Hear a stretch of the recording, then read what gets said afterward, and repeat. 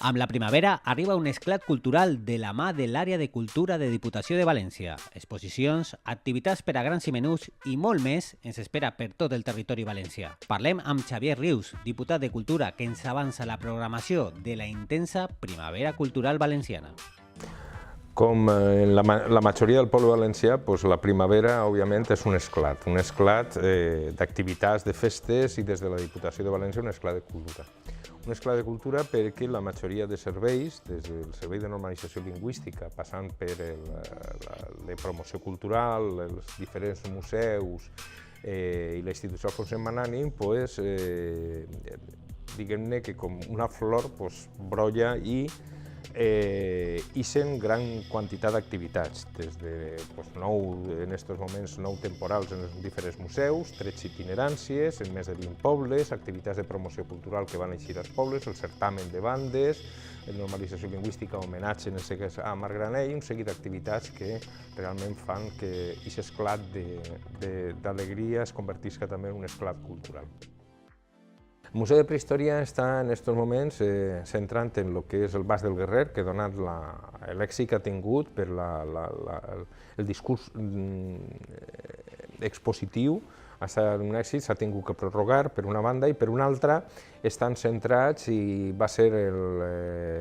jo crec que cara al futur va ser el gran salt de qualitat del Museu de Prehistòria, que ja el té com a referent, però s'ha embarcat en una transformació de la seva permanent realment forta.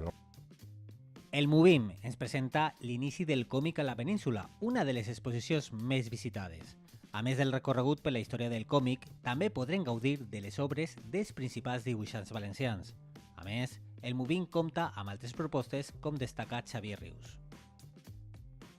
L'exposició de les dones rapades, Jo soc, es diu, que jo crec que per a mi particularment és una de les exposicions que més m'han impactat des de l'inici de la legislatura. Està acabant ja, ja està en ple funcionament la de les imatges de la mort, que creen un poquet de xoc, diguem-ne, polític, perquè alguns partits no ho veien molt bé així en la Diputació, la societat ho va mirar un poquet mirant així de reüll i dir això què és, però la veritat que especials dedicats en principals premsa escrita a nivell estatal, a nivell valencià, vull dir, revistes especialitzades han dedicat especials a aquesta exposició i que no dubtem que, malgrat aquests dubtes inicials, va ser una de les exposicions que des del Museu d'Etnologia més èxit tindran a lo llarg. Són unes imatges que rememoren sobretot a la gent que té entre 60 i 90 anys, se van a veure reflexats, perquè era una realitat social de la societat valenciana que està ahí plasmada i que ara està totalment en l'oblit, però va ajudar, és un poc sensible, vull dir, però jo crec que molt interessant per l'aportació etnològica que fa. La tercera exposició de València en blanc i negre, dedicada al Cabanyal, està sent tot un èxit. Dedicada a 3 generacions de fotògrafs, podem trobar les 80 millors imatges d'este barri valencià al Museu d'Etnologia.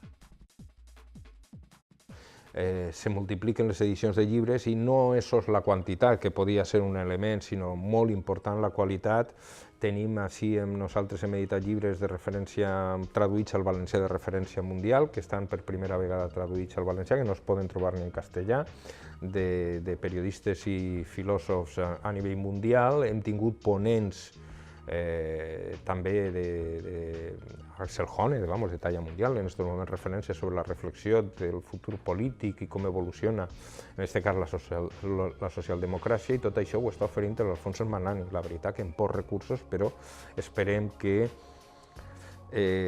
puguem, se'ns deixen, no sols a la Diputació, a totes les administracions, poder incrementar plantilles per a donar satisfacció a determinades necessitats. I així, a València, estava només la universitat